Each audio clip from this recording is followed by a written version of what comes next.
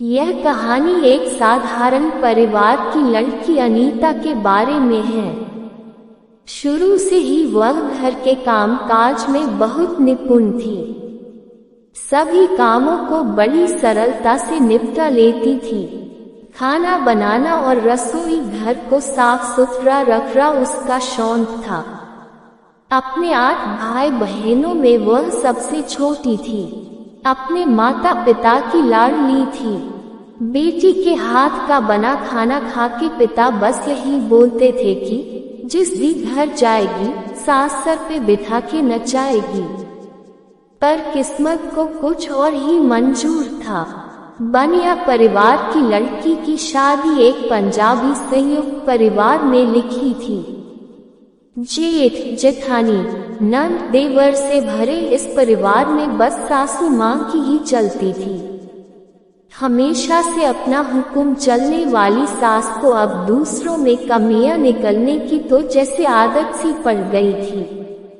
उसका नतीजा यह हुआ कि अनीता को ससुराल में कुछ खास तवज्जो नहीं मिला।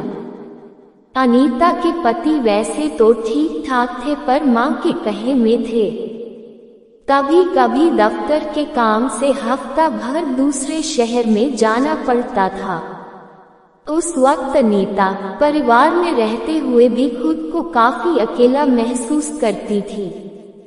शादी के 2 साल बाद अनीता ने बेटी को जन्म दिया। संयुक्त परिवार की जिम्मेदारी निभाते हुए भी अनीता और उसके पति ने बेटी को बड़े लाड प्यार से पला। बचपन से ही उसकी हर जरूरत का ध्यान रखा गया।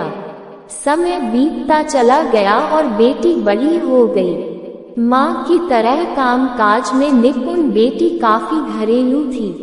फैशन, फिल्म्स जैसी रोजाना की चीजों का उसे कोई शौक नहीं था। नाजों से पाली बिटिया की शादी के सपने अनीता और उसके पति देखने लगे।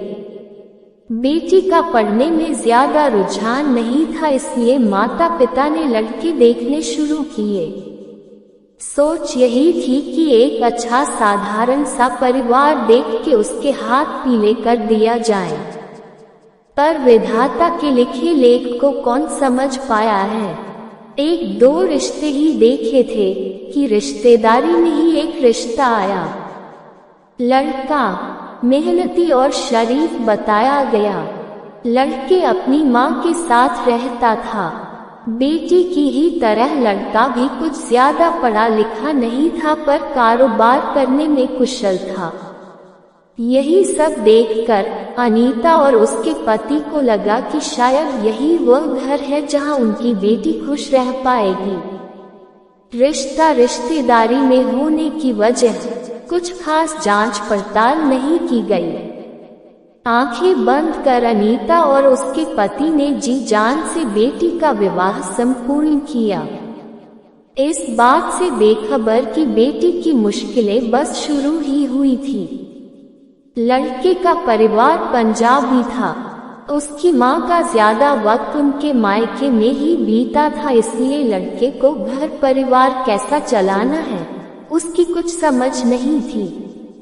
लड़का वैसे तो मेहनती था पर खुनकबाज था। जल्दी से अमीर बनना चाहता था। ऐसी में उसकी किसी से बनती नहीं थी। धीरे धीरे कारोबार में भी असर दिखना शुरू हो गया। मकान दुकान सब बिक गई पर उसका स्वभाव बदला नहीं।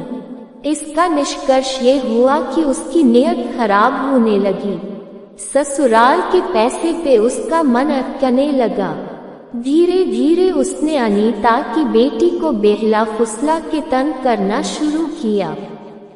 लड़के की माँ हमेश बीमारी का बहाना करके घर का सारा काम अपनी बहू से कराती थी।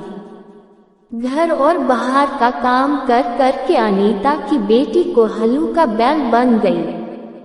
उसका चेकर काला पड़ गया और शरीर कमजोर हो गया। हमेशा खिलखिलाने वाली लड़की आज जिम्मेदारियों के बीच घिरी थी।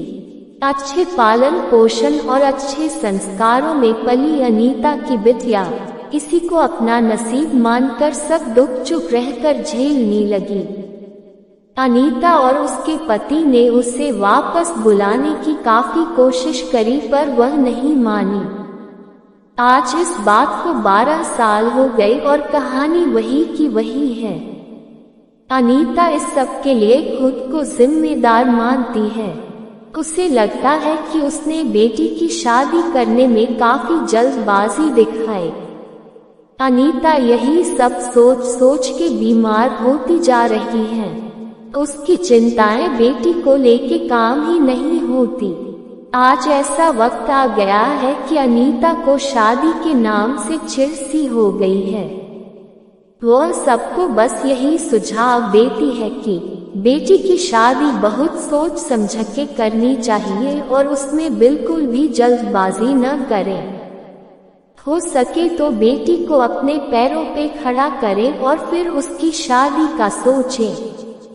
माँ बाप को हमेशा बेटियों को सुखी ही देखना चाहते हैं, पर वे यह भूल जाते हैं कि वे बच्चों के जन्म के साथ ही हैं, कर्म के नहीं। मैं आपसे पूछना चाहती हूँ, क्या सच में ये अनीता की गलती है?